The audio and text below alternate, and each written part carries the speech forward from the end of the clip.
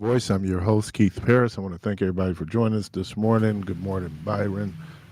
Good morning, Jermaine. Morning. You know, I haven't seen Debo. I've seen see his car, so he's here. Clark. Um, wow.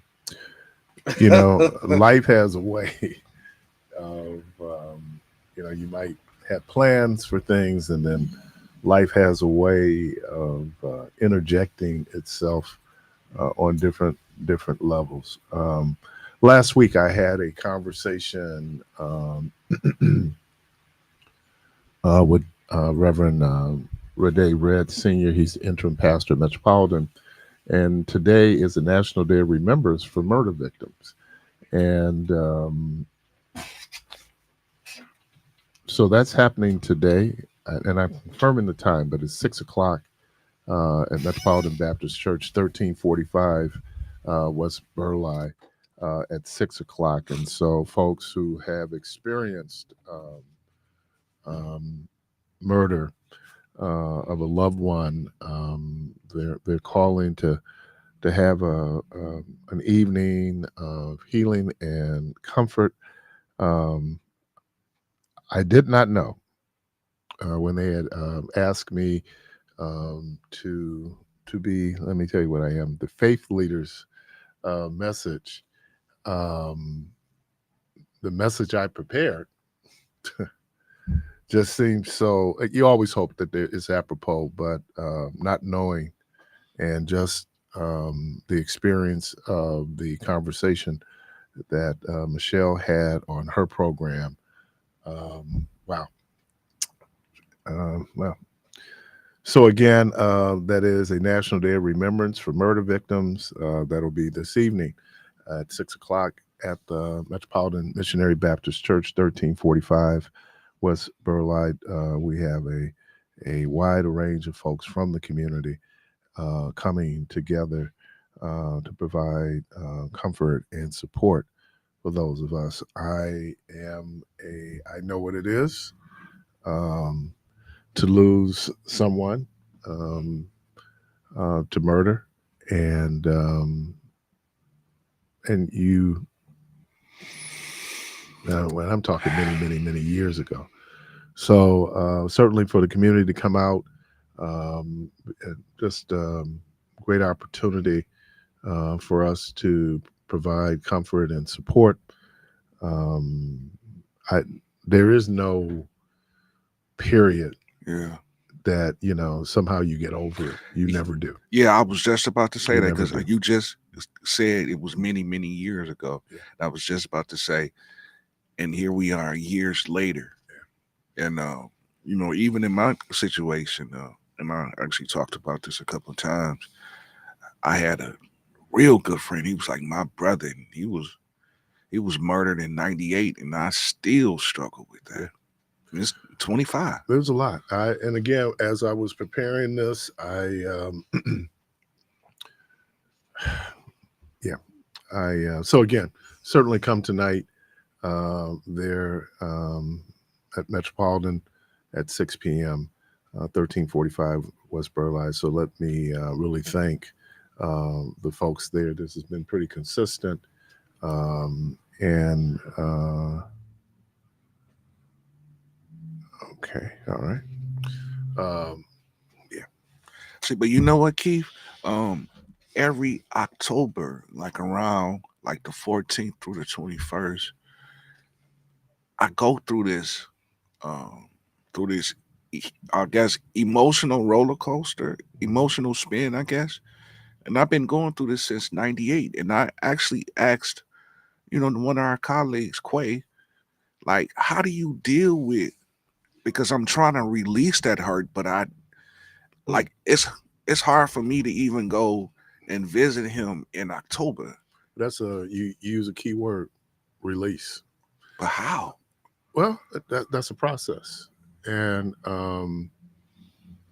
it's a process, and I think we have to be mindful that it is a process, and sometimes just being there, and I know we will, no doubt, hear certainly when it comes from our electeds in terms of, what are if there's solutions and all these things. But one of the realities of our human existence is that human beings can be very violent, and that violence and death by violence is prevalent everywhere. There are no exceptions to that. Um, but I thought it was what was one of those things that people do, and I had to catch myself. So I'm going to be fully transparent. We always, not we, and there I go. There are times where people want to know, so what did you do? And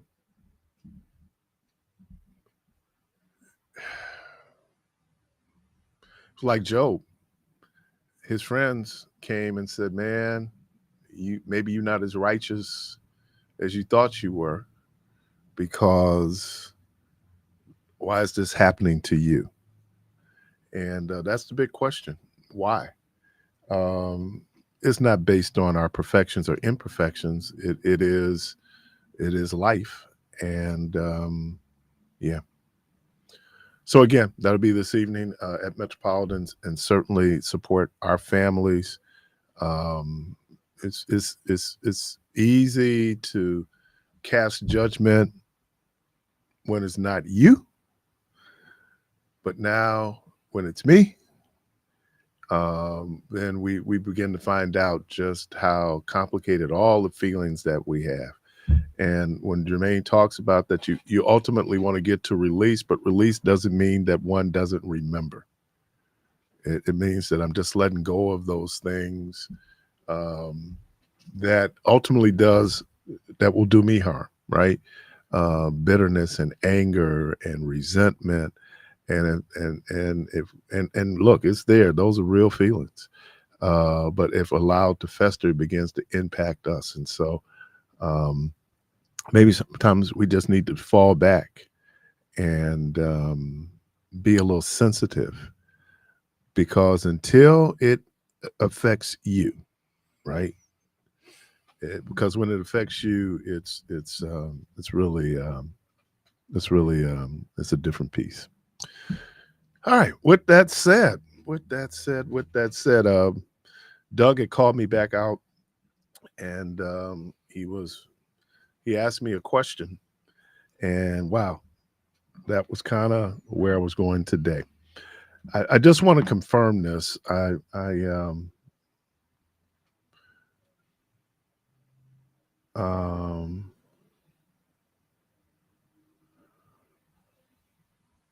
I'm just trying to do this. I uh, I think we're in a very dangerous period in America. Hey, Faith. Hmm. Um, okay. And just so I'm clear on that, that's his birthday. I want to be very accurate here. And then, okay.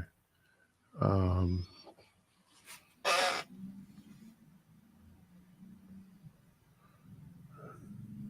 Sorry about the dead air, but I'm looking something up.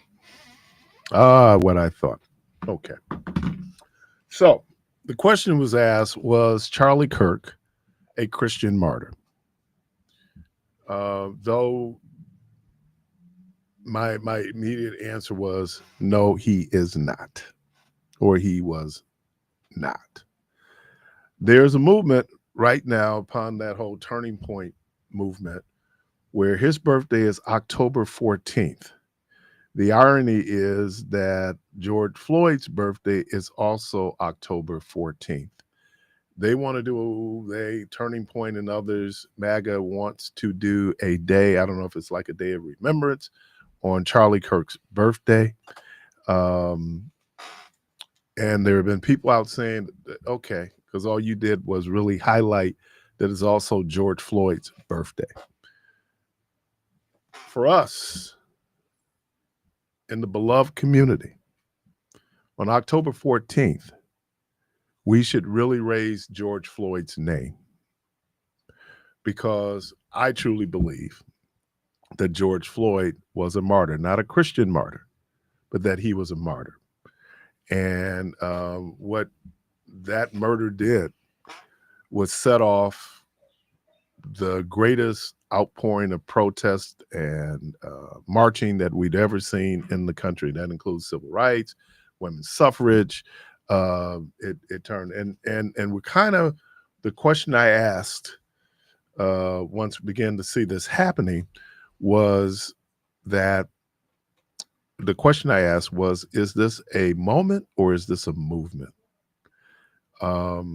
Because that moment turned into, because a lot of people were sitting up, I had to argue with Meach yesterday about DEI. Well, a lot of the DEI and all those initiatives, a lot of that was really accelerated after the death of George Floyd. So if we go back 5 years, it's funny how life will line up. And there are people, people of faith will say, well, that's God. Other people will say life is random. But how it lined up was because of the lockdown for COVID, we were forced to watch George Floyd die. We had to watch the 8.5 minutes of his murder. And so even if you wanted to act as if it didn't happen, and that's what a lot of people do, they're like ostriches. They bury their heads in the sand so they don't have to see. We were forced to watch that. We were forced to watch it. And people who would otherwise reflectively support the police went back and said, no, this is a bridge too far. Well, I like to say that Tamir Rice was a bridge too far. And Trayvon Martin was a bridge too far. And Breonna Stewart, that's Breonna, right? Breonna Taylor. Sorry, Breonna Taylor was a bridge too far. And Mr. Garland in New York was a bridge too far. Aubrey, can't think of what Aubrey's last name was, down in Georgia, where they stalked him and killed him. That was a bridge too far. And it's not a question of America having a conversation about race, because we're having these conversations about race. The question becomes, does these conversations move us to a point where, one, all people in America, their humanity is recognized and appreciated and not violated? That is where we are. And there was all these little erosions where people come in and talk about, you woke and you made woke and that, if you woke. People should not lose their lives needlessly. It just shouldn't happen. I know the reality is that it does, but it shouldn't happen. And so on October 14th, and I'm going to check the calendar to see if we're on the air. On October 14th, we'll remember George Floyd, not Charlie Kirk, which gets us to talk about, is it a moment or if is it a movement? First of all the money that Turning Point has been able to generate from the death of Charlie Kirk.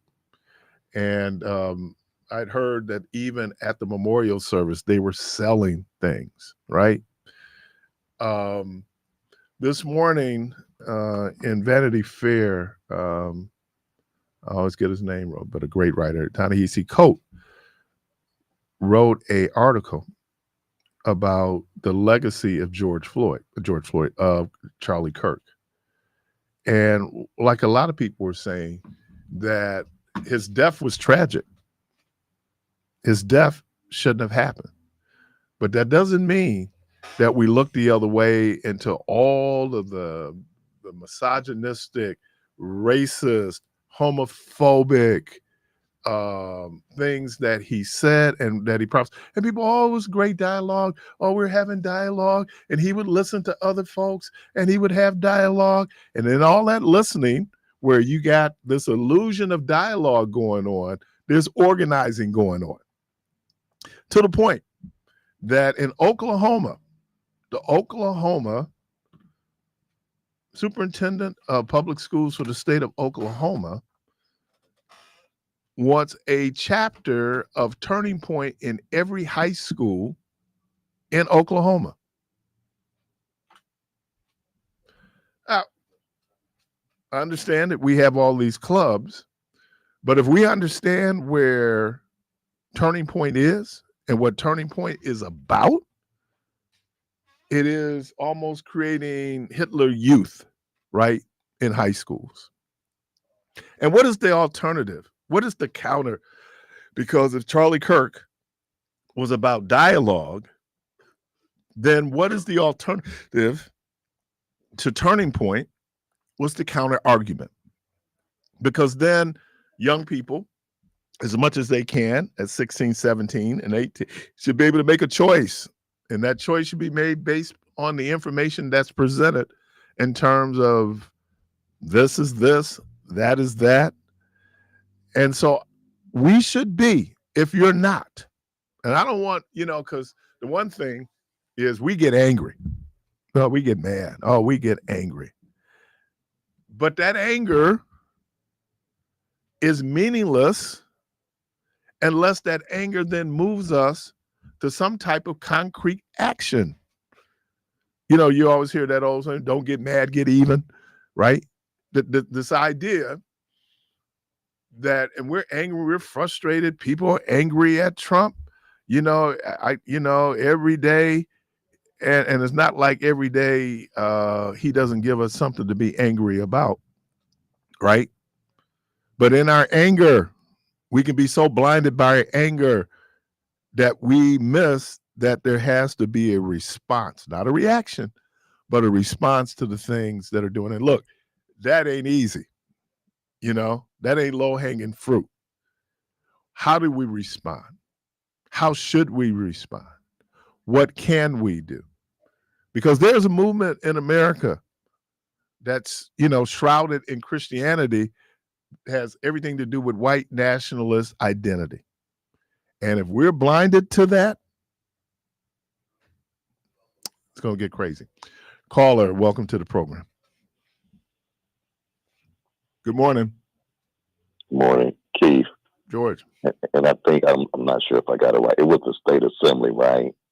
It wasn't the government in Oklahoma. It was the state assembly or something like that. I thought it was the superintendent of the schools. Oh, okay.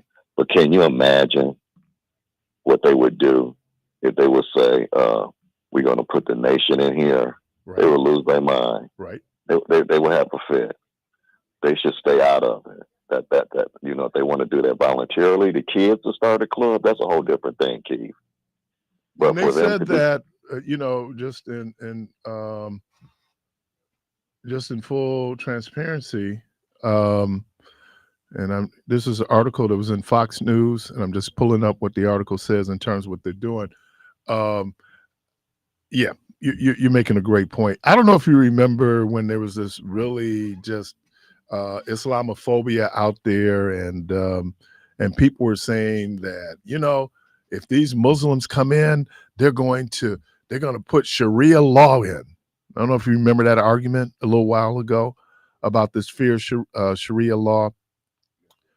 Supposedly now, Trump has said that he signed an executive order for freedom of religion. That's a veiled thing, not freedom of religion, not Buddhists, not Muslims. We're talking about Christians. But America, I'm sorry, go on. They already have a fear of the nation with Minister Farrakhan. They try and say that basically almost they almost like a hate group. If you kind of dig down deep, that's what they kind of be talking about. That he hate Jews and all this other kind of stuff. I don't know if he does or not, with this, because I'm not a Muslim. And I used to listen to him all the time when he used to come on 860 on Sundays, but I don't, for whatever reason, this program is not on anymore. And the last thing I just wanted to say, because I know Meech always come on talking about DEI. I think he's got affirmative action and DEI mixed up. DEI got started because of George Floyd, and the companies volunteered that. They came forward and said, well, we got to do something about this. But so I'm not sure, you could correct me, but I think he's got the two mixed up with affirmative action and DEI. So I'm going to hang up and listen Well, to I think that what it was same thing. You remember about 5 years ago, we were talking about critical race theory. Remember? CRT. And everything that had anything to do with justice was CRT, right? It's part of being woke, CRT. And then when it did its cycle, then it became DEI, right? And you're right. A lot of what we saw in terms of DEI happened after George Floyd's murder. And there were companies, and Target was the first company, right? They were. I think they were the first. Right, right, because it happened in Minneapolis. So when you're able to go in and look, they can use terms. And remember, I said to you all yesterday that there are people. There's a science to this, right? We respond and react to racism because emotionally how it makes us feel. But there are those, you hear people used to use these terms like dog whistles, right? Like or what was the other what was it they called it? God, I cannot think of wedge issues. But there's certain things that resonates with certain people, right? Or resonates with all of us. And they push that button. And then by pushing that button, you're going to have a reaction to it. And once you have that reaction to it, now you're more easily manipulated. Right. Chief, I read a book where that's like built in from all the years of the suffering that we've been through since we got kidnapped and brought over to this land. That is basically built up into our DNA. What's that thing that soldiers get? That soldiers get when they go into war that they call it? I cannot. Post-traumatic stress. Right. Yeah. I was reading this book, Keith, and they said that that's built into our DNA. And it's just been passed down from generation to generation. Well, Dr. Joy DeGruy talks about this epigenetics and how just the experience of enslavement and racism and stereotypes has begun to affect descendants of enslaved Africans' DNA, right? Mm-hmm. Because it's so baked in. And I would even go out to say even our indigenous Latino brothers and sisters, same thing. That's the other piece of it. We act as if we're the only ones who've ever suffered. And our suffering was great. But talk to Latinos, right? And I'm not talking about people necessarily of Cuban descent. I'm talking about those people, that we call Tex-Mex, those people who, Chicanos, Ray Mendoza does a great job of talking about why, they don't use the term Hispanic. They'll start talking about Chicano, but what that means. Same thing. It's the same thing. And the difference being enslavement, but subjugation is still subjugation. That's funny you say that, Keith. They had this 3-part thing on yesterday. And I forget the Latino guy that does it. I think his name is John Laquinas. I cannot pronounce his last name. Serrano. I know you're talking about. But they had a excellent 3-part thing on yesterday about how the Europeans and the Spanish just destroyed across just went and almost, excuse my French, damn near wiped out a lot of their culture, and that how bad Columbus was and how we still, even with the guy that's in the White House now, because a lot of people say, and what is it, Indigenous Day now? Mm-hmm. Change it for Columbus Day, right. And that they still won't recognize the murderers and how they just and they try and make it sound like, and when I watched this, me and Brendan were just amazed how they didn't really. They kind of said that they defeated them by their weaponry and stuff like that. No, them people was fighting back. What really got them was disease that they brought over here. So all the diseases that they brought over here to them. It wasn't just smallpox. It was smallpox, measles. It was a whole bunch of stuff that they brought and killed those people and how they enslaved them and stuff. So you're absolutely right, Keith. We're not the only ones. And that's why sometimes I get so upset when, it's just like when our brother calls and how he just demonizes them. We've all suffered, all of us. And the thing that we should be looking for, which I can't understand, is unity. I mean, if you want to really be about Jesus, that's what Jesus preached. His main message was about love, you know. And right out, I want to just say this to you. You just learn to live with it, brother. That's the only thing that you can do. I was telling somebody the other day, you could just be driving down the street or something. Like, I don't know if you know this, but Keith knows my daughter got murdered. I think it's going on 6 years now. And out of the clear blue sky, man, sometimes I'll just hear a voice or something. Sometimes it'll put a smile on my face, and sometimes it'll make me sad. But you just have to learn to live with it, man. Life And goes on. I hope, I don't know what your schedule's like. I hope you come through this evening. Keith, I'm gonna say this, and I wasn't gonna say this because Brenda said I talked too much, but I had a biopsy last night on my prostate. Okay. All right. Okay. And I'm sore as I don't know what, Keith. Okay. It's even hard to walk, man. So all right. Too much information. Well, only reason I'm saying that too is that because I know one of the brothers in there, and I'm not saying no names. Don't go get yourself checked out. Get yourself checked out, bro. So hopefully everything will be all right when I go in for my consultation. But yeah, Keith, I wanted to come tonight, man. But and God bless you, man. And sorry for your loss, also. And I don't even like to use the word loss, Yeah, man. my loss is over 50 years ago. So don't make no difference. I know. That's the point. I'm watching you when you're talking, and I can see it in your face, Keith. Yeah. I could still feel it. I could see the hurt and the pain in your face when you're talking about it. Yeah. So it never goes away. Nope. Never. Nope. All right, man. God bless you. Let me do this. It's Oklahoma State Superintendent Ryan Walters pledged Tuesday, excuse me, to have a Turning Point USA chapter in every high school to honor the group's co-founder. He said, "I'm excited to announce today that every Oklahoma high school will have a Turning Point USA chapter." Walters said in a video on his X account, "We have seen the outpouring from parents, teachers, and students that want to be engaged with the meaningful work going on at Turning Point. They want their young people to be engaged in a process that understands free speech, open engagement, dialogue about American greatness, and a dialogue around American values." Well, there's some, Mr. Walters, who don't always appreciate America's greatness and free speech. And free speech. Ask Jimmy Kimmel. If speech was so free, then why did you try to muzzle him? All right. Caller, welcome to the program. Good morning. Good morning. I was listening to you earlier when you were throwing those alphabets out, DEI, woke, and critical race theory. And they sometimes call that CRT, right? Mm-hmm.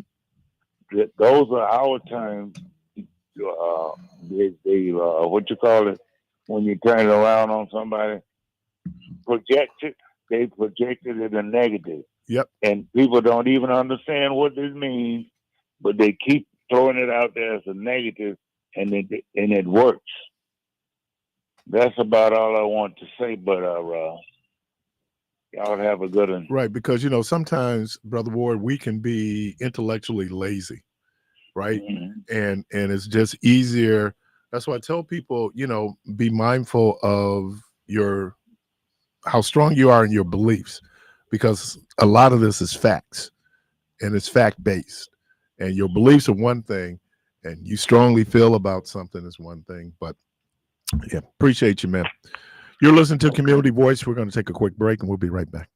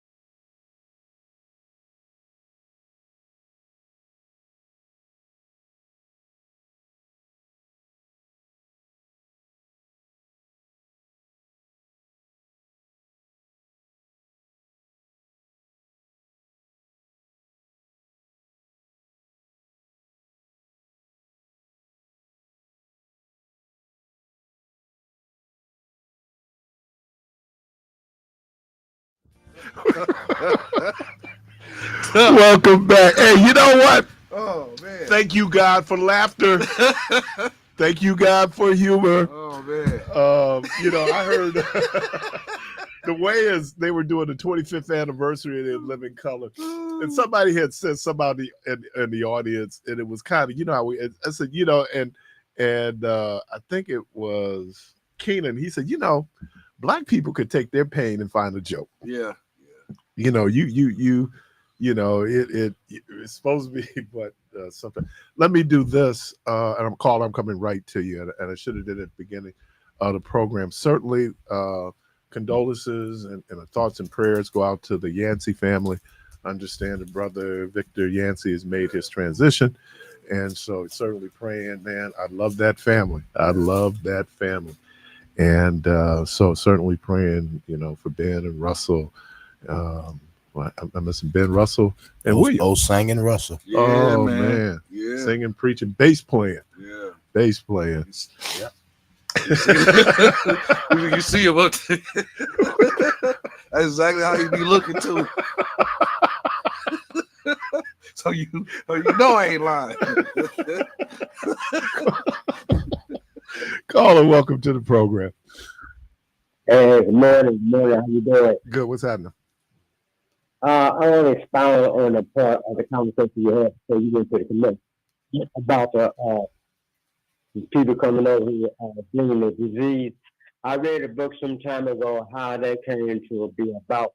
Like when they from London or England, these people they came over, the Europeans, and when they came to this country, they knew nothing about hygiene. So what they used to do, they used to sleep in the barns and out in the field right next to the animals.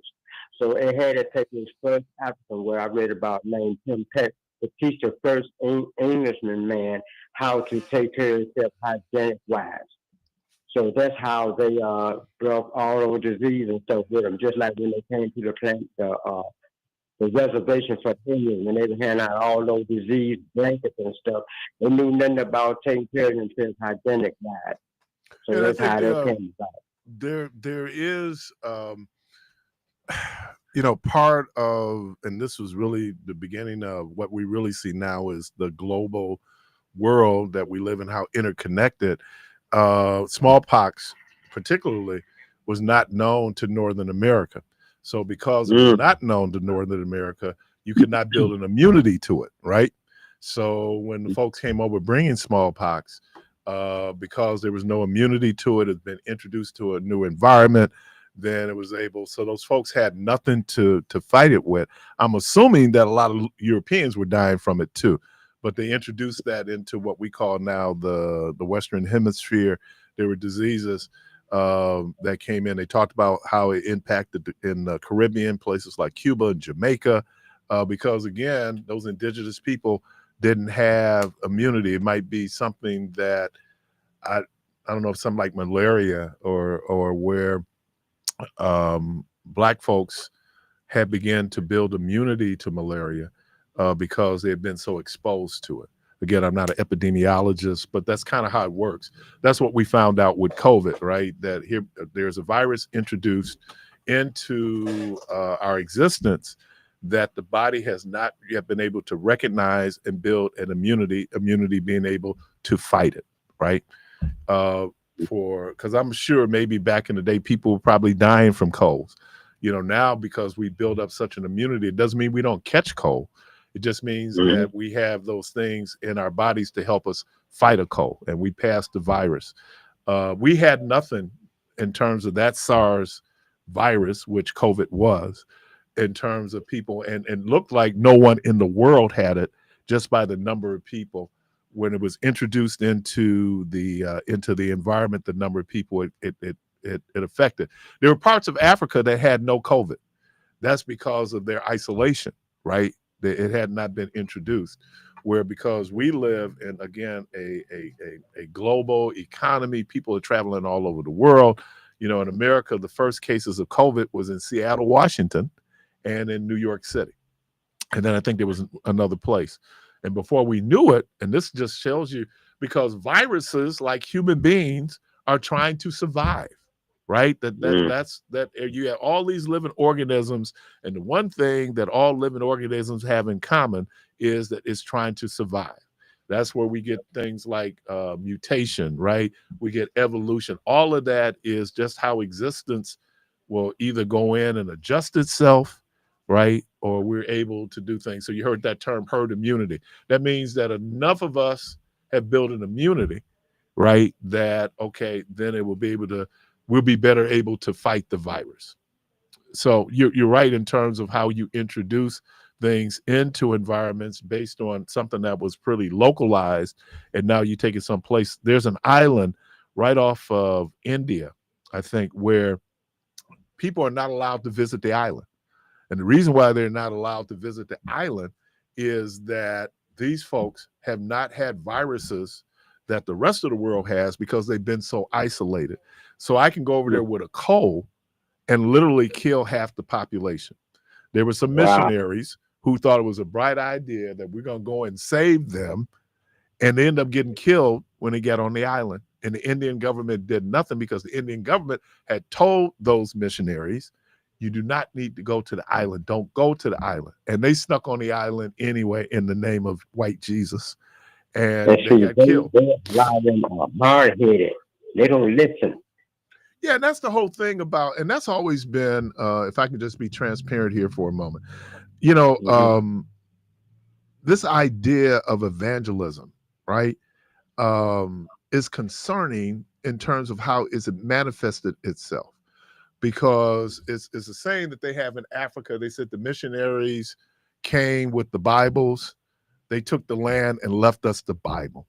And so it seems that Christian evangelism has expanded, but then there's been territorial acquisition in that evangelism, right? And yeah, and I think that maybe, I don't know when Jesus, when he was talking about, I think that's in Matthew 28, where he talks about, you know, go out throughout the world making disciples. I think that was in his teachings. And then what was his teachings? His teachings, and I don't know who said, I don't know if it was Jermaine or someone said that George, in his teachings, we talked about love and concern for other human beings, right? It is what Bishop Tutu calls Ubuntu. You know, that whole idea that I am because you are, we are connected by our humanity. And what the expansion of Christianity was, even sometimes by the point of the sword, was to get people in a certain point of almost docility. And then by getting me to that point, I was able then to rape the land and steal the resources. You know, because Jesus was never talking about expansion of territory, physical territory.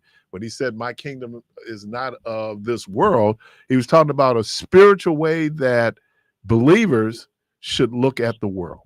And then how his teaching should impact our behavior. That is, I think that's what we miss with Christianity, which gets us back to whether or not Charlie Kirk was a Christian martyr. If you're sitting up and you're attacking marginalized people, something that Jesus did not do, the number of times that Samaritans, you know, Jesus had the conversation with a woman, right? Marginalized during that time. A Samaritan, certainly marginalized during that time.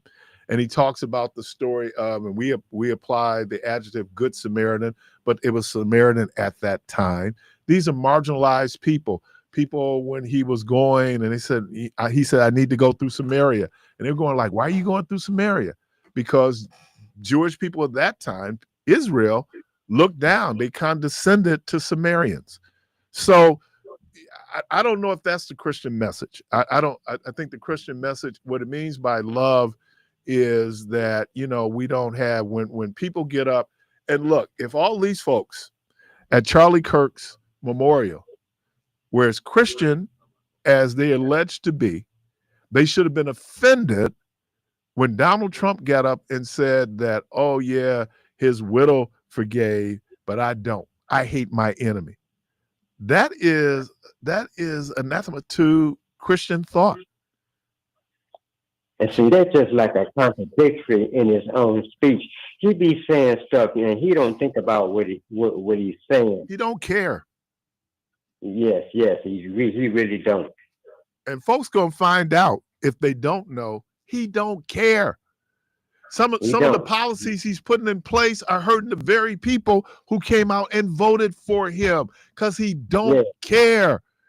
And if anybody's sitting up here thinking like he cares, and then I like people to go back, if you have a tape, go back and look at one of the more awkward moments in that memorial service is when Charlie Kirk's widow comes out and she's looking for comfort from this dude. He can't give her comfort because he doesn't know empathy.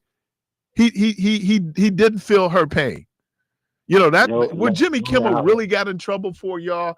You know, it might have been some imprecise words in terms of saying that this young man came from MAGA, but that wasn't the thing that set Trump off. The thing that set Trump off was when Trump was asked after Charlie Kirk had been shot, how you doing? How you holding up? His response was okay. And then he started talking about the ballroom. And what Jimmy Kimmel was showing was this guy has no empathy. This guy doesn't care. And that's what set him off. All right, man, let me get this next call. I got my baby brother calling too. All right, man, nice appreciate you. Yes, sir. Caller, welcome to the program. Good morning. Is this Dr. Parris? Yeah.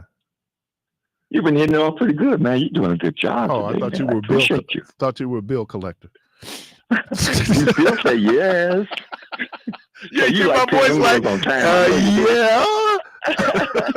That's good for you. Good for you. You shouldn't be calling if that's the case. Right. Yeah, like, how'd you get my work number? What's up? I just, I wanted to get back to Jesus here because I just think y'all spinning wheels with Charlie Kirk. Let that man rest in peace. Because his doctrine, in my opinion, was all over the board in terms of Christ. I mean, it's like compromising God's laws. It's like when Jesus came on the scene, he instituted a new covenant, the fifth, the 10 commandments, what should I say? But so a lot of, religion, and I don't knock no one's religion, what they believe in. Let's just take Orthodox Jews, for instance. I mean, they live by the 630-something Mosaic laws. I mean, they don't even look at what in the Genesis, what Moses talked about all through there, the next few books. And, and they just bypass Christ. That's my point. They bypass Christ Jesus, and so you think about the Sadducees, the Pharisees, and the scribes. And then I was just thinking, though, when Jesus in the Garden of Gethsemane, when he had them, he told them, don't fall asleep. Keep a watchful eye. And that's you and I today. Because as long as we are followers of Christ, we have to continue. And you brought it up about Matthew 28. Of course, that is about disciples go make disciples. But then if you move back over to 24:14, it even says, preach the good news, and the end will come. So you and I and Jermaine and Devo and all of us, we have responsibility to mankind if we followers of Christ, and we need to keep on putting, because Jesus' religion was called the truth. I don't know if you knew that or not, but and then that's from my doctrine. That's from my theocratic ministry schools and all the above and this and that, and that's what I come to realize when we think about the Apostle Paul, the 15 books that he wrote. But Paul was once Saul, who was a murderer. He was forgiven. And he went on to go around to Corinth, all of the various Philippians and all of them folks, and encouraging them as he went around, preaching what was true, the truths about today. Well, so let me ask you this. Let me ask real quickly, because I'm coming up on a break. Okay. So okay. How much do you think is just the programming of our catechism? And what I mean by that is there you go with them hot, big topic words. You do that to me every time. Man. Our religious, you give me a background of the words you just said. Our catechism is, what we learned as children about Christianity. Thank you. And and I wonder you know, a lot of it is we're so programmed to. Well, Yeah, I think there is a certain programming, and even when you said Jesus, you know, it was about the truth. It says there's a liberating part of truth, but here's truth becomes uncomfortable. it's not blanket though. It's not a blanket. No. What I'm saying is, but truth can become uncomfortable because truth might go up against my catechism, what I was programmed to believe, right? And then there's a truth out there that says, you know, it's God is immutable, God is sovereign, God doesn't change, right? It's not so much that God has changed; it is never how our revelations, right? The truth that we compromise. We they call them we ear ticklers. You know, it turns, you know, for the ministries or throughout the nation, this and that. If I can take these scriptures and manipulate them to a place where I please all them folks and bring in all that bigger congregation, I'm going to do that. I'm not going to do that because I won't be comfortable. You can't eat from Satan's table and God's table. You know, you got to be able to try to stay with. There's two roads to travel in this life. One is a cramped, narrow road that leads to everlasting life. Some might say eternal. And then there's a broad, spacious road to lead to destruction. But I don't know if it's that linear. And what I mean by that, you know, they say straight is the Where's the middle? What's the middle going to be? They say this. Well, it can be because if you look at your life, if I look at my life, it's not always linear. I mean, I'm moving, I'm going, I'm moving horizontally. You know, I can. But you ain't hearing me, my man. But what comes out your mouth is not going to scratch the eyes at God. Am I right or wrong? Well, I mean, you know, like anything I could say is going to impact God is that don't happen. And again, if that's what you so that's where that you stay on that narrow road. That's all I'm saying. What I'm it's saying not that you're difficult. right in terms of, but you just said it. Stay on. That doesn't mean I don't depart from it. It doesn't mean that life is not forgetting circular. God. No, you know, Alpha, Omega, you know, like beginning, end. No, I think that we all have our journey. Don't beat me up now. I'm not beating you up. No, I'm just saying I think we all have our journey. And my journey is going to be different than your journey. Just absolutely. But you kiss your wife different than I kiss my wife. So there's no that's a no-brainer basically, bud. Come on. So the point it's more so when we are able to allow ourselves to get comfortable. You know, do you know, let me ask you this. I'm gonna leave you with this because I know you gotta go to a break. Let me ask you this. First of all, I want to ask you, do you know what God's personality is actually? No. It's in Galatians, the 5th chapter, 22-23. Fruits of the Spirit. Can any human words capture God's nature? I just said the fruits of the Spirit. It's 9 of them, and that captures who the Spirit is. And just I'm gonna leave you with this, and I'm not trying to say there's a wrong or right answer, and I want you to share it with me. But let me ask you this. And I'm going to tell you what I believe, and then I'm going to leave you with this. So in the Garden of Eden, there was Adam, there was Eve. When Satan came on the scene and they did what they did and they sinned. And so why didn't God just destroy them? How did Steve then get in there? All right, man, that's a good question. Do you remember that? Well, is there part of Genesis I missed because Steve got interviewed? I just want to say that, man, and you see, I'm okay with it though. But some kind of way, Steve got up in that garden. We still trying to figure out how Steve got up in that garden. Okay, who else was in that garden then? So why didn't God just destroy Adam and Eve? There you go. Maybe there was some more people in that garden than Adam and Eve. I don't know. It's a definitive answer, though, I wasn't there, but some kind of way Steve got up in that garden, and we got the angels. That's why he didn't destroy it. That's why he had to hurdle Satan out of the heavens, because Satan confronted him, and he used Michael as that archangel. Who was Michael the archangel? Okay. All right, man. Who was he? I'm just asking. An angel. Okay, but you good. Okay, man, have a good day, man. I You too. appreciate you. You listen to Bye-bye. Community Voice. Going to take a break. We get back. We're going to find out how Steve got that garden. We'll be right back.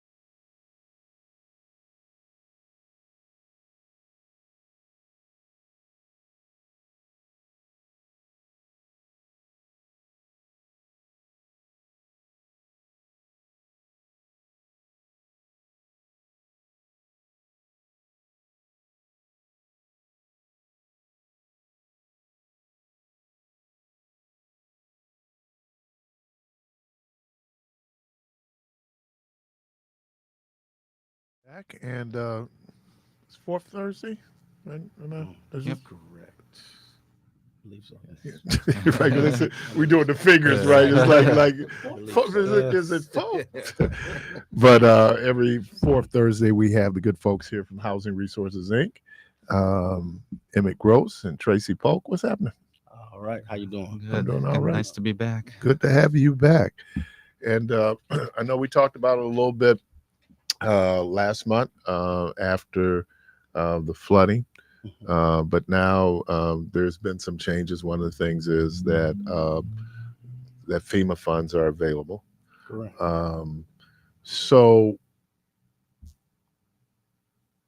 are you helping people navigate the system in terms of them being able to either make insurance claims or then to apply for FEMA relief? Yeah, so we are trying to help people, figure out their options, figure out their steps.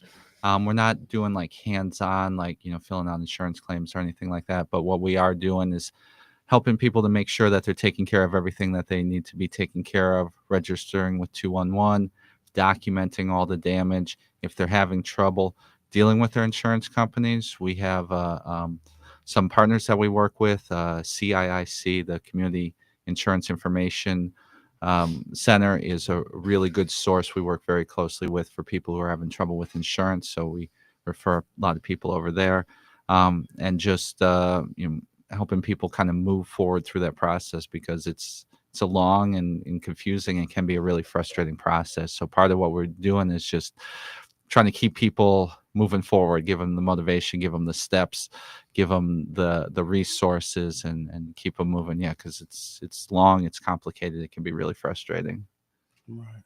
Yeah. Yeah. And on my part, I kind of assist in their problems. Like, what did they lose directly? You know what I'm saying? So, kind of lead them in the right direction.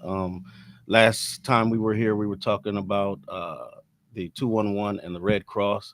And now, since FEMA's here, you can go to disasterassistance.gov and fill out their form if you haven't already. If you're registered with 211, they should have your information. But I would also go to disasterassistance.gov, because that's set up for them to go in directly and put their information in as far as what they lost, especially those that weren't familiar with it at that time.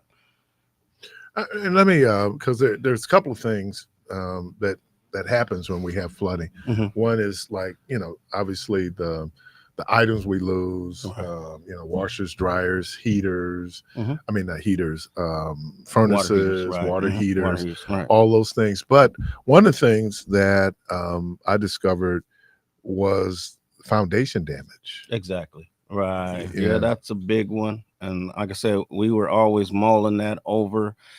But that's a rock and a hard place. My thing is to get with the builders just to see an assessment. Always, I tell folks to get numbers, even if you're not in the program, even if you don't have the funds, get numbers so you know what you're looking at. You know what I'm saying, when it comes down to the time of needing that. But yeah, that's one that I said needs to be addressed, because you can't, or you're not wanting to do anything else if you can't get that foundation done. So, You know what I mean? and I guess that kind of leads into the repair work Mhm. that people might have Right. done on their homes. Is foundation one of those things that might be a repair that people need on their homes after flooding? Like I said, it all depends on assessment, man, because that could get, it's the dollars. You know what I'm saying? The foundation is always expensive. As far as repair programs, I know the city is helping folks. I would actually contact DNS just to see if they can assist in some Department of capacity. Neighborhood Services. Right. And because of the dollars, we've been helping supplementally. I've been helping folks in connection with the city as far as funds is concerned, so we can leverage a lot of dollars to maybe possibly help. But like I say, that's a gray area, because foundation is one of those things that they didn't want to do when it comes to programming. You see what I'm saying? So it wasn't initially put into the picture when it comes to programming dollars, foundations. And then a lot of times that's an insurance thing. You know what I'm saying? So there's a real gray area. But now that it's a disaster, like I said, hopefully there's more people to address that situation. When if I'm, let's say I'm purchasing a home, I know you all help in terms of education around that. How do you talk to folks about the areas that they're moving into? And what I'm saying is that some people can move into floodplains, Right. and how important it is, one, to understand what that could, the impact that could have, and then explaining to them why you might want to look at a different type of insurance coverage because of where you moved. Yeah, that's a big part of our home buyer program. When we do our home buyer seminars, we have an insurance agent that comes in and talks about those things, required coverage and additional coverage that you can put on. And yeah, you need to really be kind of, like you said, aware of the area that you're moving into and whether it's designated a floodplain, whether flood insurance is required or not. And if it's not required, whether or not it's a place that is still subject to flooding, and you may want to pick that flood insurance up on your own. And even when it comes to like sewer laterals, that was a big one.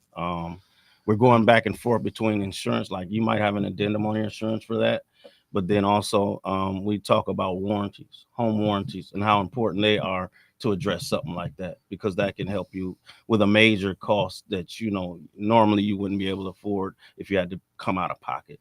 So the warranties is another big one. So and that's those and I we just recently were in part of a real estate transaction, and the buyers took out that warranty on the appliances. Okay, right.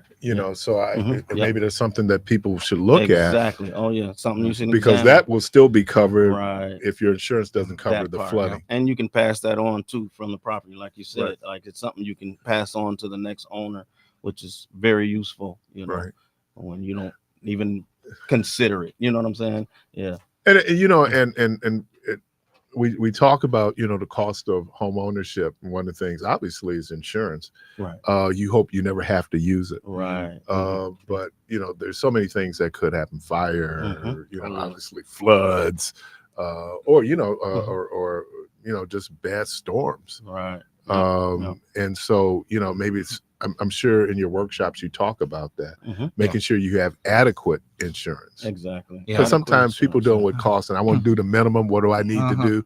And you, that little extra money that you might end up paying, you don't know. Right. And the thing about it too is, like I say, I tell folks you don't want to use the insurance for repairs. That's not kind of what it's for. Right. It's not for upgrades. It's not for repairs. And, your insurance agent will tell you probably a little more harsher than I would. But, what I'm saying, it all depends on, where you're at, location, the quality of the house, all of that comes into play too when you're dealing with that. Yeah. And insurance coverage too, one of the things you want to look at is replacement cost insurance. So especially the older homes that might have nice woodwork, built-in cabinets, things like that. The cost, if there's a fire or flood or damage, the cost to replace that is going to be, because there's not a lot of people that do that work anymore, it's going to be really expensive. In fact, sometimes the replacement cost on the house is more than what you paid for it. And people kind of get thrown by that. They think, oh, the insurance is running up the bill on me. They're saying, I bought this house for $100,000, but it's going to cost $250,000 if it needs to be rebuilt. But that's because there's a lot of craftsmanship that goes into it, and there's not a lot of people that do that work anymore. It's expensive work. Different. Right. It's different. And they said you have a new repair program. I'm doing Metcalf. We're working with the city, I believe, on mechanicals for flood issues right now, but we're working on that. Yes. And I'm also in Metcalf with a grant for repairs, which we started before the floods. This one, it happened before the floods. So was that neighborhood impacted?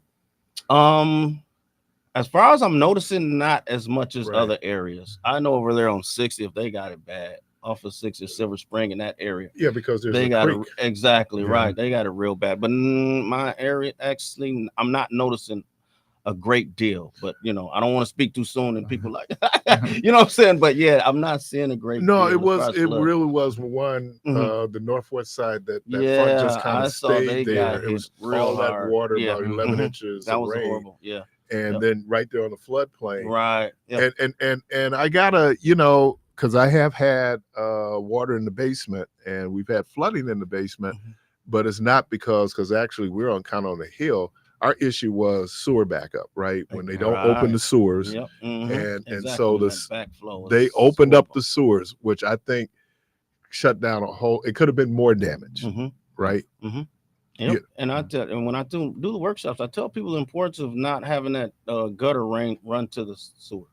Have that gutter run to the grass. That's one important, simple thing that we can do to kind of stop those backups. Right. Because if it's not meeting with all that water, it's going to probably slow that backup down. Right. Run it to the grass. If you can run it to the grass, that's what you want to do. And they've been preaching this for years. But I tell all the workshops, disconnect those sewers from the drain, from the sewer drain, and that would have run to the grass. That would have been different too for certain folks because sewer backup is different than flooding. Oh, right, definitely. It's worse. Yeah, but I'm saying in terms of your insurance claim. Oh, exactly. Oh, yeah, right. Insurance treats those two things completely different. Yep. So, like Tracy was mentioning earlier, typically you have to get that rider on for sewer backup, and it's not that much more expensive. It's like a couple dollars a month. Really, it pays off. But if you don't have it, you don't have it. So that's an important thing. Talk to your insurance agent and ask about the sewer backup. See if there's a rider on there, and if not, get it added on. It's not going to cost you very much more money. I found out the importance of gap insurance when my car gets stolen. Oh, right, exactly. Yeah, so you want to be one. adequately. I know you. Oh man, I won't need it until you need it. Until you need it. Until you need it. And I think that's one of the things I think they always have in contracts is acts of God. Right. And you thinking like, whoa, but making sure that, and I'm sure in your home, it sounds like in your home buyer's workshop, have adequate insurance. Yeah, that's more than adequate, actually. Exactly. And like I say, consider a warranty at the same time, because like I say, you shouldn't be using your insurance for repairs. You know what I'm saying? In most cases, that's not. And then it can hurt you, sometimes, depending on your agency and who you're going with, that can hurt you when you go to look for assistance. They want to raise or something, and it's probably, and I don't know, I have not seen the numbers. Obviously, there's a slowdown in the economy. And so that means when we have a slowdown in the economy, foreclosures will begin to rise. So what about people who are facing foreclosure? Yeah, we're seeing the foreclosure numbers start to go up again. I mean, foreclosure was kind of a topic that people forgot about for a while, especially coming out of COVID. There was a long period where mortgages couldn't foreclose, or they would required to offer workouts, but a lot of that's over now, and we're seeing that foreclosure is starting again. So if people are facing foreclosure, we do reach out to us. We do counseling specifically for foreclosure prevention, and what we do is go through a budget. We talk about what's causing the foreclosure. We talk about options. We help deal directly with the mortgage company. It's probably the single most important thing is talking with the mortgage company. And that can be a really scary thing to do. A lot of people don't want to do that. And so as a counseling agency, that's a big part of our role, is to be that kind of in between the homeowner and the mortgage company, and help have that discussion, figure out what those options are, figure out how to make the mortgage affordable and move forward. And you want to take action on it as soon as possible. So even if you're current and you know that you might have trouble making next month's payment, reach out to the mortgage company, reach out to us, start that conversation as soon as possible. Yeah, there was a term that I was introduced in after the 2008-2009 housing crisis, where people just walked away. Yeah. Oh yeah, definitely. Yeah, and you don't want to do that for a lot of reasons, because just because the mortgage company starts the foreclosure process doesn't mean they have to finish it. And we've seen this happen where they file a foreclosure and someone's walked away and the house has gotten vandalized, broken into, and it's not worth anything anymore. And the mortgage company says, hey, we don't want to deal with that. It's your problem. And so now the person has walked away. The house has been damaged. The windows have been broken out. Copper pipes have been stolen. Water heaters been stolen. And it's stuck with them. Plus, they're responsible for insuring the property. Yep. And the property taxes too. So the worst thing you can do in any situation is walk away from the home. Even if you don't want to keep it, we can help you figure out how to sell it, how to negotiate transitioning Transition out, it. yep, Right. Yep. or surrendering it back to the mortgage Right. company. But don't just leave it, because you're putting yourself in a really vulnerable situation by doing that. And then he mentioned property taxes, property tax assistance that was never there. There is some organizations that are doing a little bit of property tax assistance, like the anti-displacement fund with Riverworks. If you're familiar with that, and then Habitat has property tax dollars, I believe, still. So where there was once nothing, there's a little bit of help and hope out there. Are those means tested, or in terms of financial eligibility criteria, or anyone who has the need? Right. Well, I'm never gonna say anyone. Right. There's a guideline. Thought I'd throw everybody in. You'll never hear me say anyone. Everybody. Exactly. Right. But yeah, there's guidelines, there's application process to both of them. But like I said, it's worth looking into, especially if you don't have a mortgage. Something to look into, you know what I'm saying? If you're not dealing with a mortgage, if you're dealing with a mortgage, you go to Emmett. I'll send you the Emmett, but if you're, what I'm saying, if you're not, then I would talk to Riverworks. I would talk to Habitat for Humanity about something like that. We got a call. Oh, okay.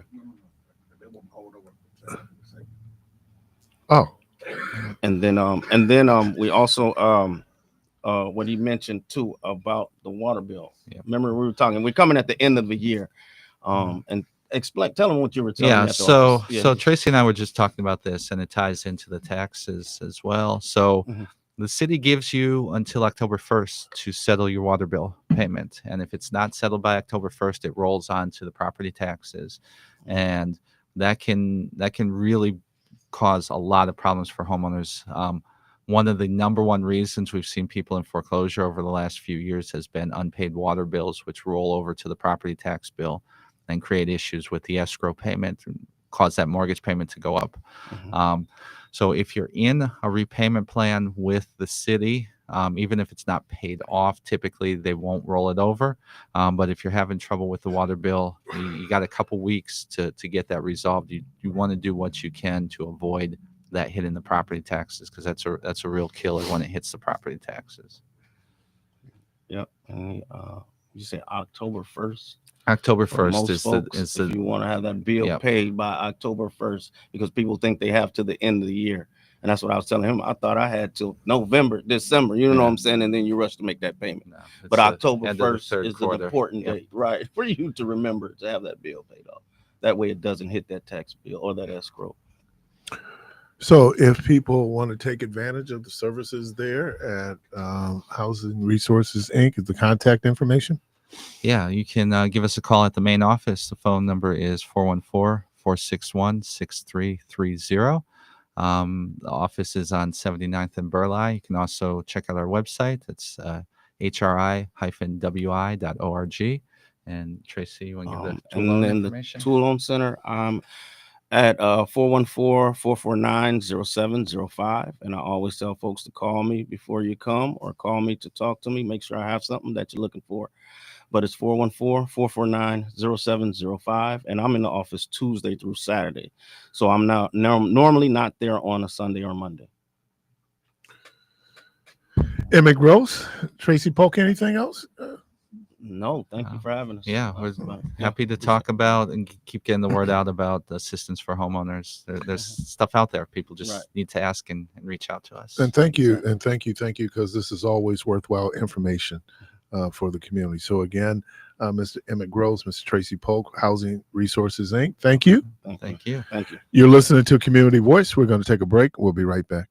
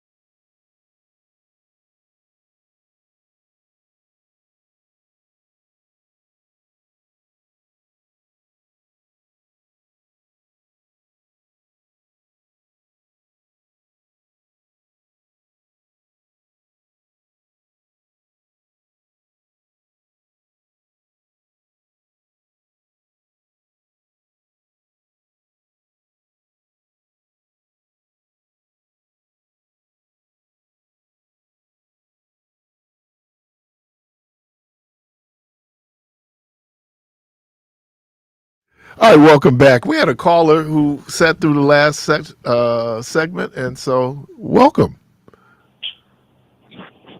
Good morning. What's going on, fellas? Oh, Good I thought morning. you wanted to get something to eat.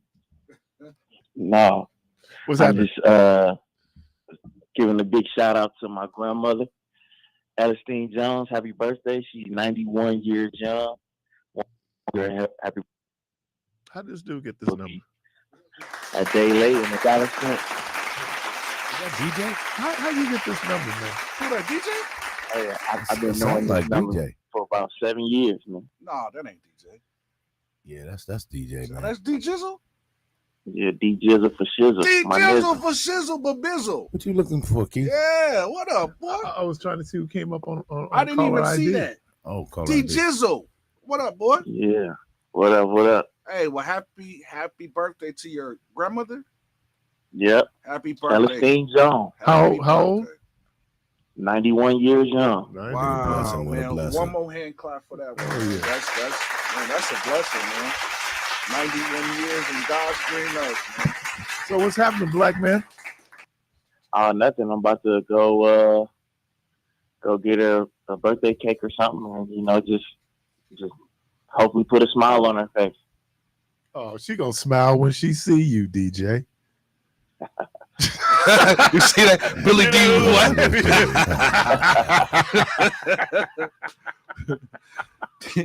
D Jizzle Babizzle. Yeah.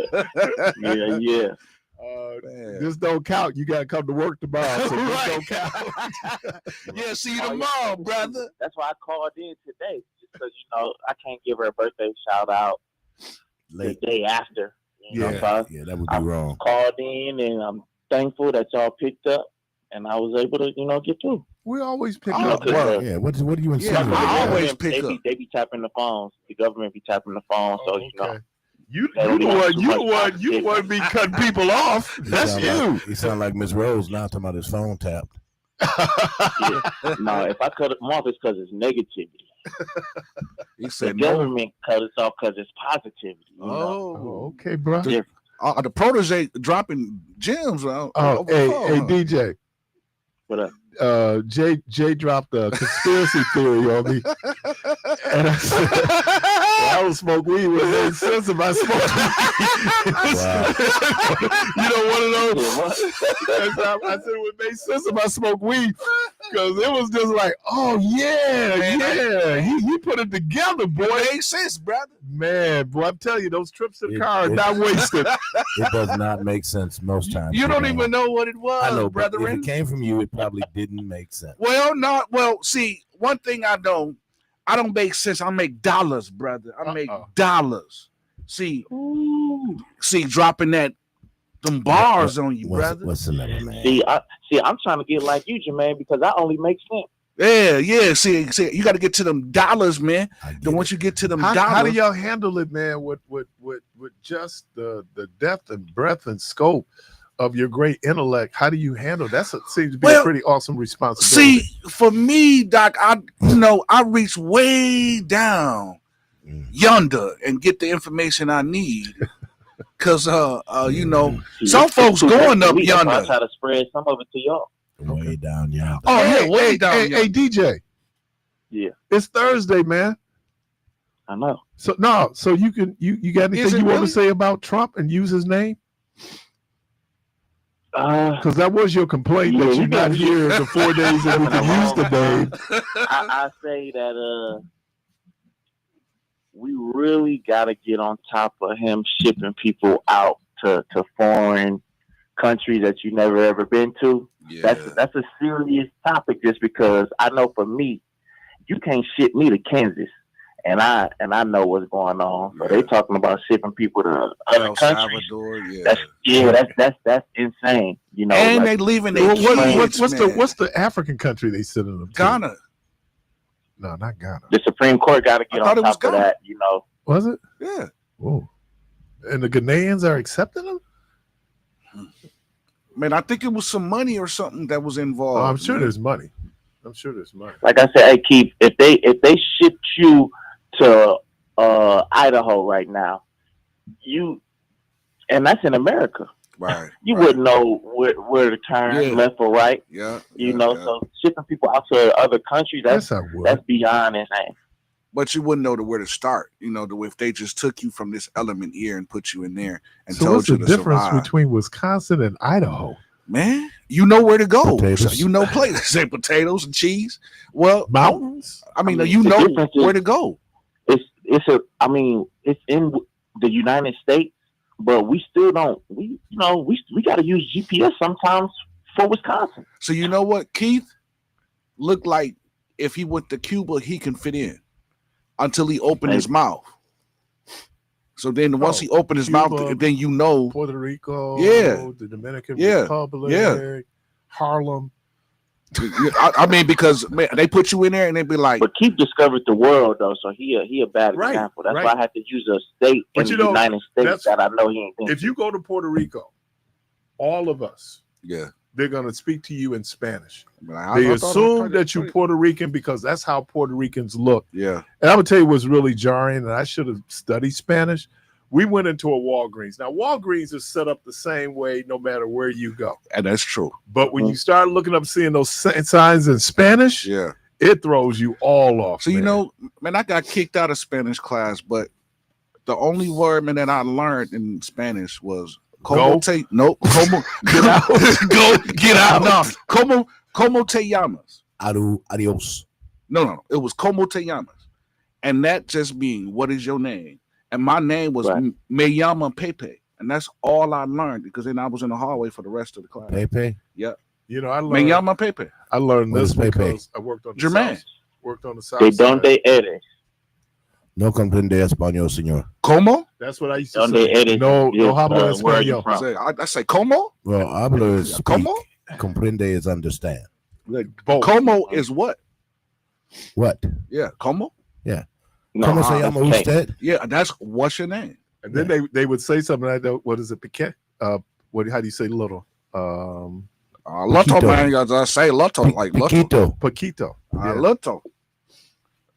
Tiny. And it's crazy Itsy because bitsy. I She worked told you that a lot, didn't she? Piquito. Man, please. I worked in the Spanish I'm Long speaking John Silver over neighborhood here, for man. like 10 years. And you You know, worked where for 10 years? I worked in the Spanish speaking neighborhood Oh, for yeah, 10 the South years. Side. South Side. Really? Telemundo. Well, I went to South, so, but at Whitman and Wauwatosa, when I attended the Wauwatosa School District, I had Spanish there. So I had some experience with it, but I've never seen Now it. look at God. Now wait a minute. Think about that just for a moment, Debo. What's that? You're at a school. You Uh-huh. could have learned Spanish Uh-huh. because you end up in a school where the predominant number of people there spoke Spanish. Right. So you was a prophet before your time. No, man. Hey, I did can he- tell you some stories, man, from South Division that you guys wouldn't believe. I No, used well, to carry a Bible. I can believe it. I used to carry a Bible every day. I used to carry a briefcase. You know, I was But church boy. wasn't it rough going to South? Because It- there was a it- lot it- of gang. It activities was, but going it on, right? wasn't at the time that I was there Okay. in the early '80s. I had a lot of friends that were, but there were those gangs Yeah, there was the Latin that, Kings that were and stuff around. that was there. and they were You know, around. all three of y'all got something in common more than you know. Y'all lead people to believe. Both of you, all three of y'all went to very diverse school. Yeah. No, I did. no. Jermaine did. I did. How many I did- black? I did in how many Wauwatosa. black people Talking did you about have out Man, of it was Greenfield? no. Seriously, out in Greenfield, it was a lot of blacks because it was that 220 program. So But they was the so they was Mexican, that was busting us from definitely, over here. Majority Yeah, white Doc, there was a people. lot of black people out there. Doc. What? Man, please. Yeah, man, there was a lot of black. There was only we had 175 people in my graduating class that graduated. Mhm. Only Mhm. 5 of them were black. Right. That's That I'm ain't saying diverse. Diverse from you, like you know. That ain't different. diverse. Well, We mine go back to what we were was a talking about lot of yesterday. us. PWIs PWIs and and PBIs. So what was the other one? what was The it? PWI, And Predominantly PBI. white PBI. institutions and predominantly pro-black institutions. Yeah, pro-black. Somebody said if I keep talking like the people, they gonna call the Spanish. Oh folks. yeah, man. You got because you Okay. y'all was Better already. stop it, man. You're gonna get deported. Hey, listen here, man. I say I say that to meet you all the time, dude. Dude, you look like an essay. how you say Lawyer. Lawyer.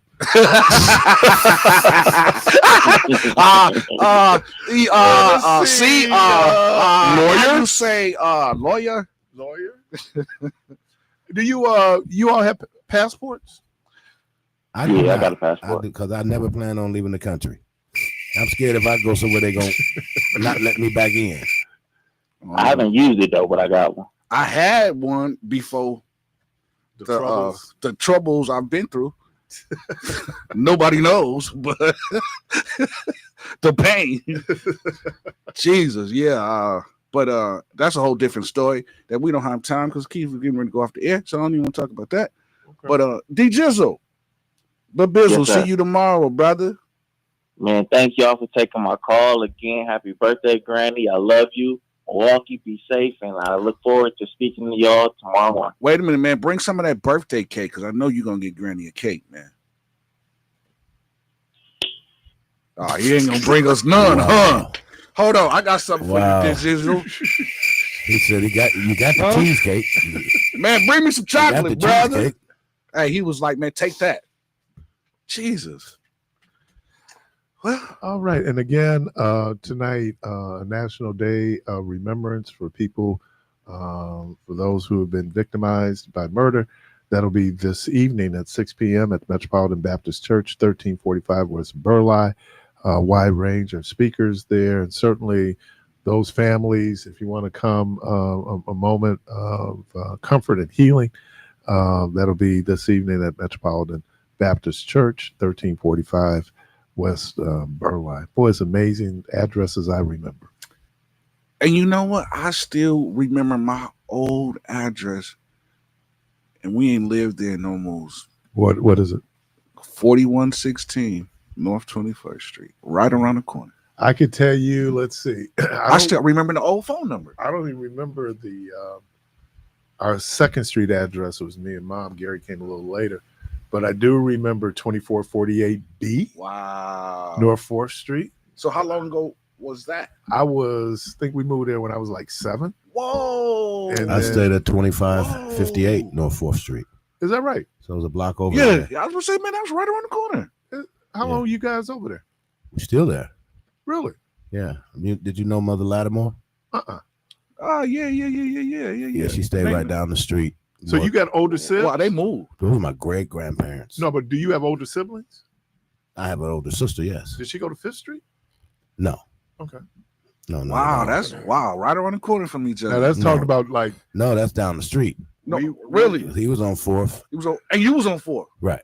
Yeah. And 4th, yeah. 2500 block versus the 2400 block. You up there near Corinth. Yeah, so you was towards the end of the block. No, Corinth is in the middle of the block. It's in the middle? Yeah. The old Corinth was a house.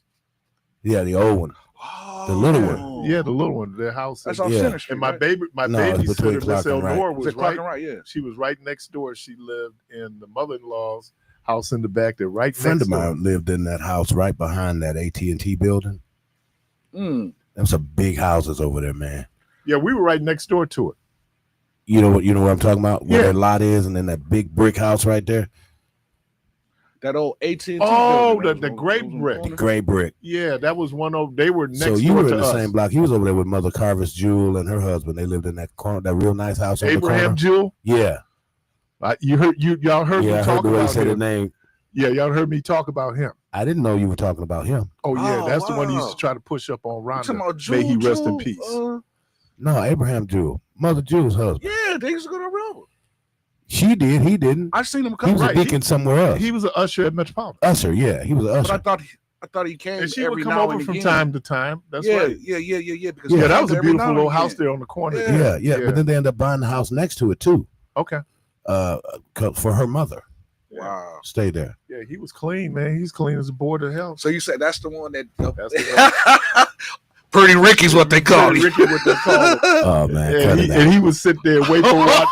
He'd sit there and wait for Rod to come around for offering.